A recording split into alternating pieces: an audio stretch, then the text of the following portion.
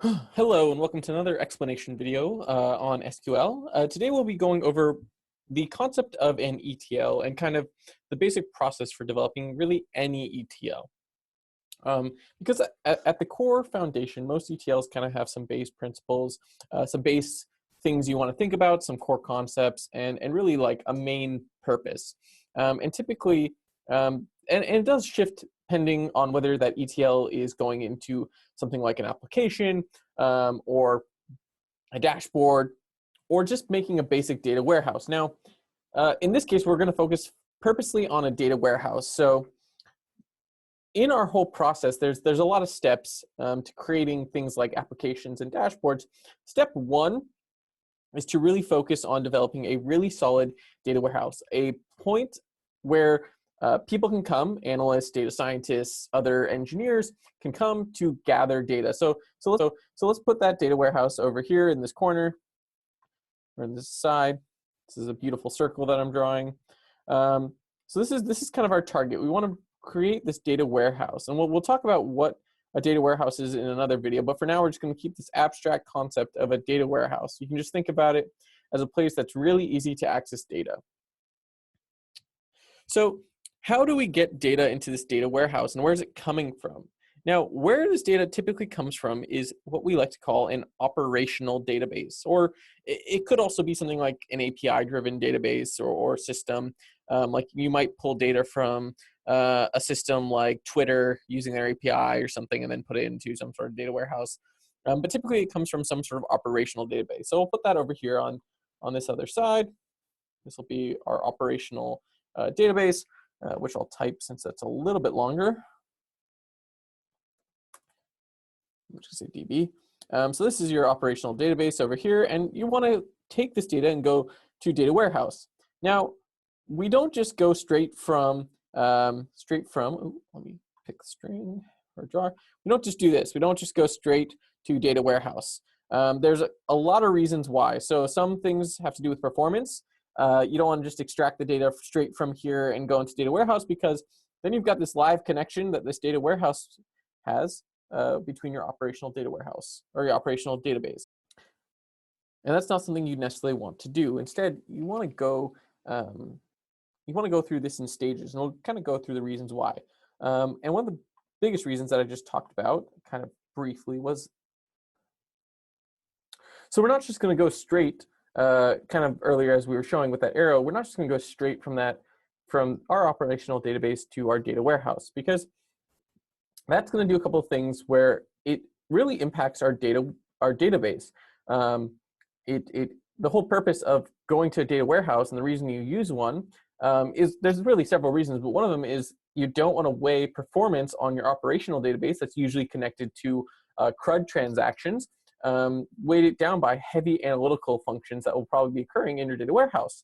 There's also some other things where operational databases tend to be more geared and designed to be very efficient at handling CRUD transactions, whereas data warehouses are focused more on analytics. So there's a lot of little details.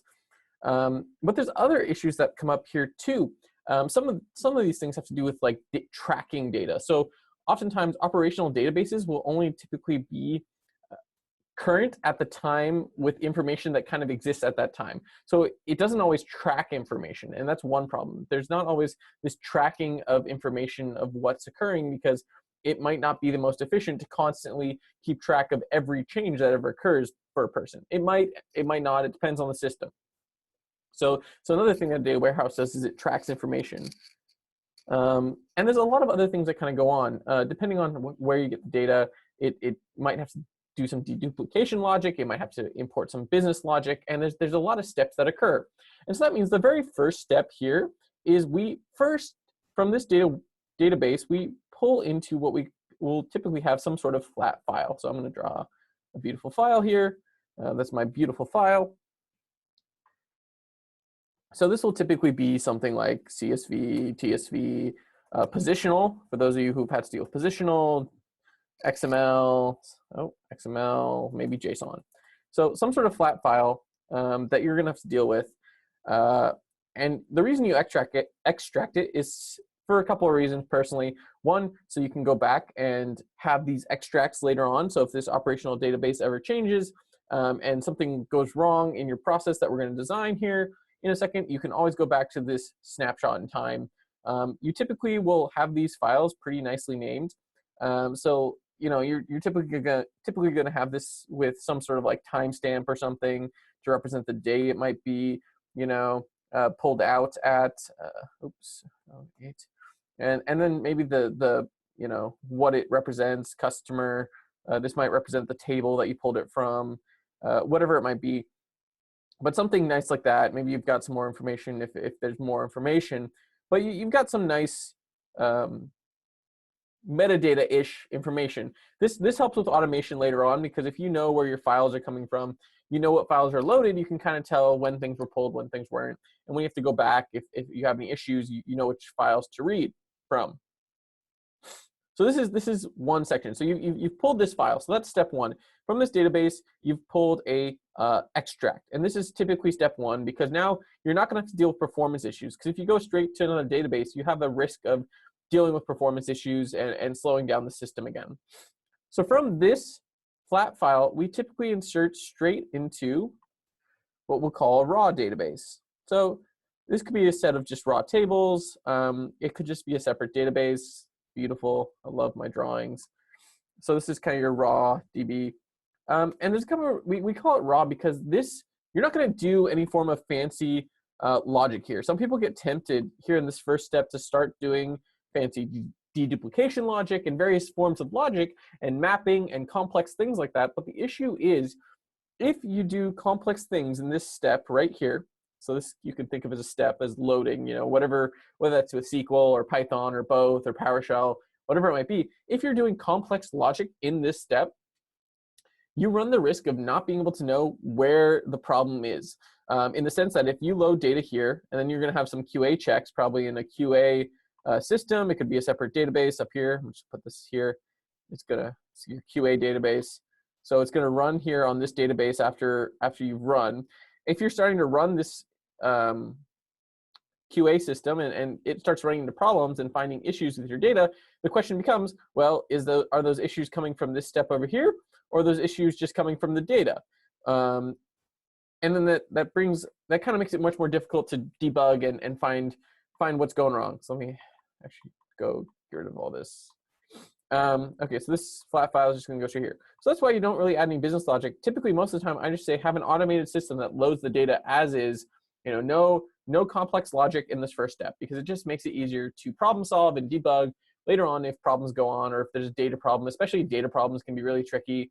I've had problems that it can be the silliest thing, like possibly at the end of your line, it might be a -n, and you have it set up as a -n or -r-n, or vice versa. These little things that kind of cause issues. Or you might have a comma in a CSV file, and whatever system you're using to read that CSV file, it can't understand that comma inside of a field isn't meant to be. You'll typically have quotes, like if there's a comma inside of a field. That this comma is not meant to be a separator, but this comma is actually part of the field, and then they'll break that way. And so, you don't know where your system's going to break, whether it's going to be on the data side or the ingestion side. And so it just helps to have your raw database ingestion portion be very simple, because it helps you catch problems. Now, after this, you'll typically go into some form of staging database. Let's draw another beautiful database.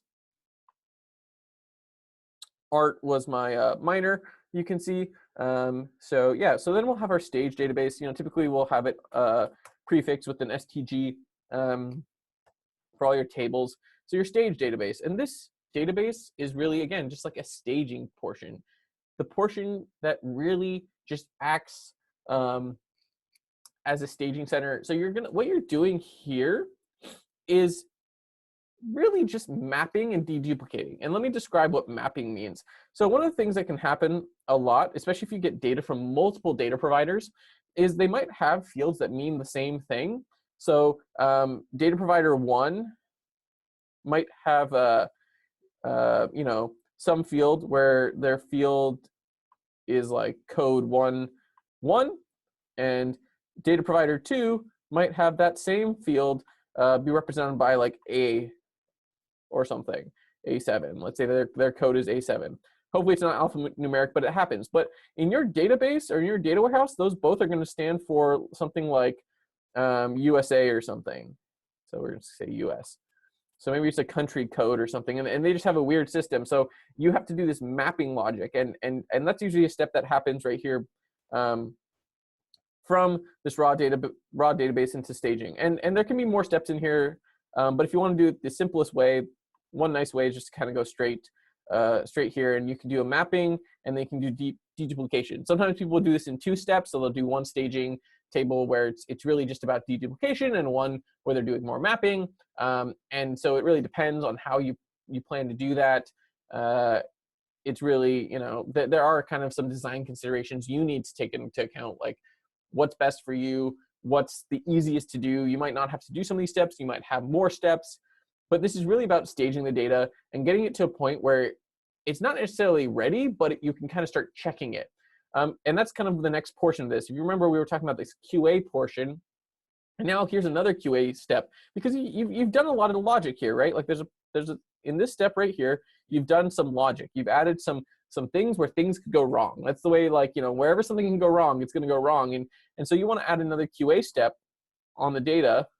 So we're going to have this really funny looking QA database again.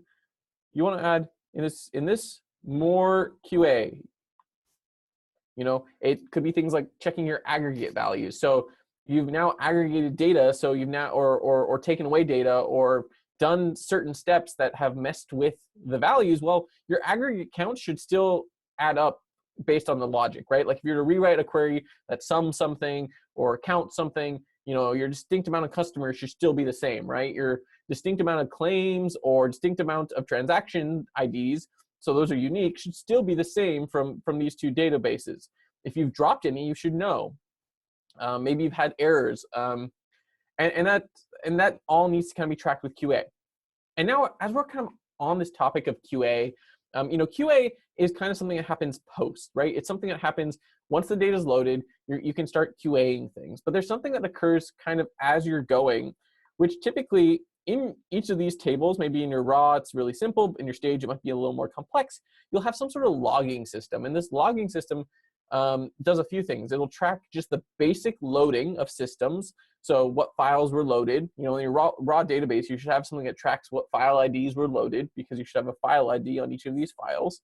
And then as it goes through to the next portion, it should have, what stored procedures were run. Were they successful? Were they not? Why did they fail? And so you have some sort of logging table that tracks errors.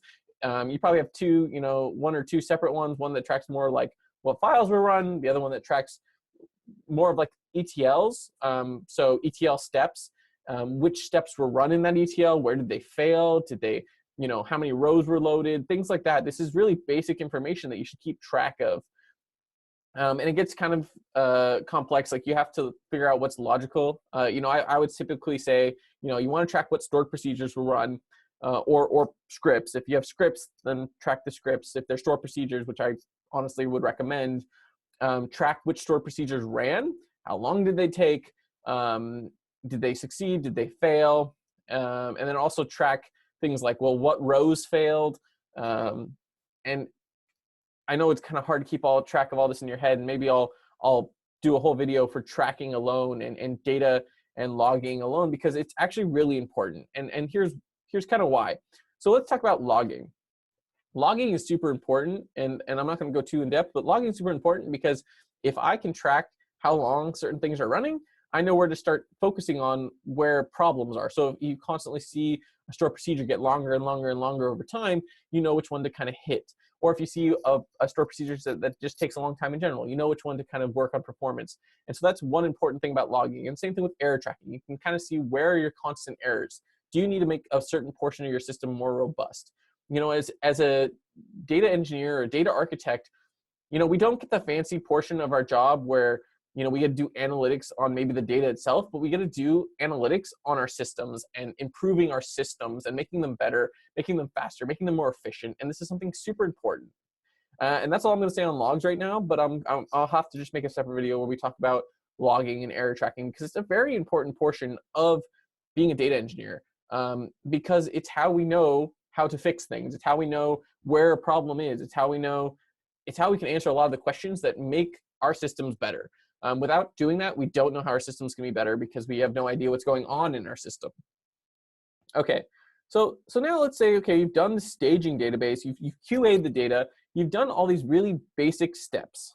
Well, now it can pretty much go to your data warehouse. So from here, you're probably not doing too much logic in this next step, honestly. The goal is probably to keep it really simple in your first insertion of data. So when you're going from here, you've already QA'd the data. It's kind of like checking the data before you put it into what we might call production. And this depends on like what production means, depends on your team and your company. It could just be going straight into production. Probably not, but now that you've QA'd your data, you can kind of put that first level of data without any sort of transformations into your data warehouse, because it's good, it's clean. You can kind of put it into this production type environment. And that's kind of the point. Like you've made sure in the raw database to load it. You've made sure the raw data looks good and logical. From there, you've loaded it with some more mapping logic in staging.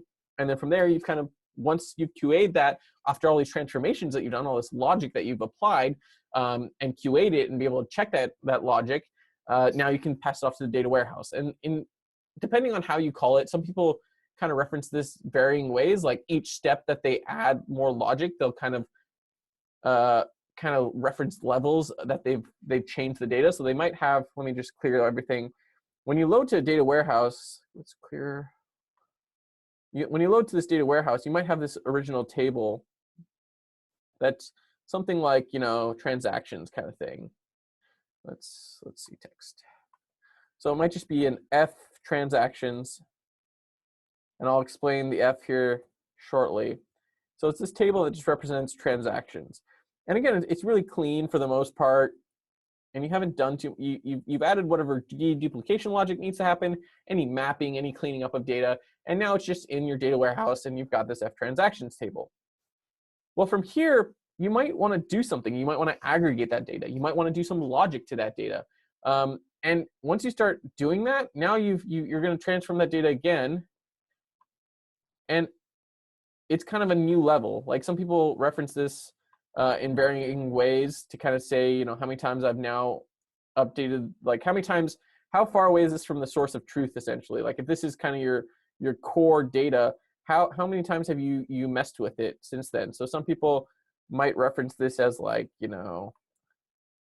T1, or maybe like F T1, or sorry, T2, because it's a second T, something. I don't know if you might be doing, retail.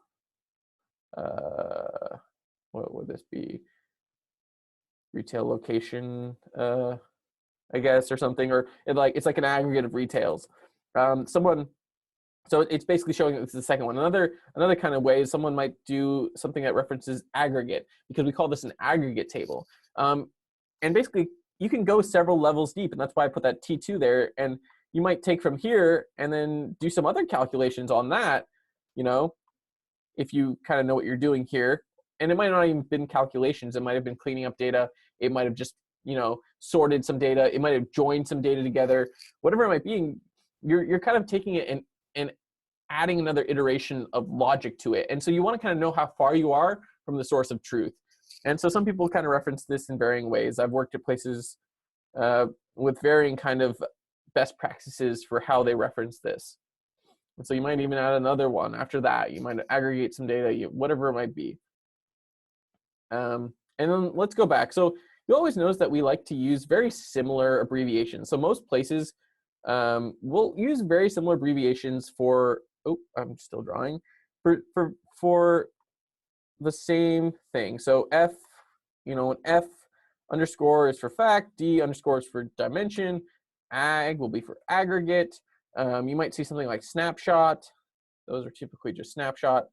And there you'll see in data warehouses that we have very similar terminology and kind of practices that we use. There's other things that you'll see in store procedures like USP, views, or VW, and we try to be very consistent because it helps everyone kind of understand when they see something, what it is. And we try to make it very similar.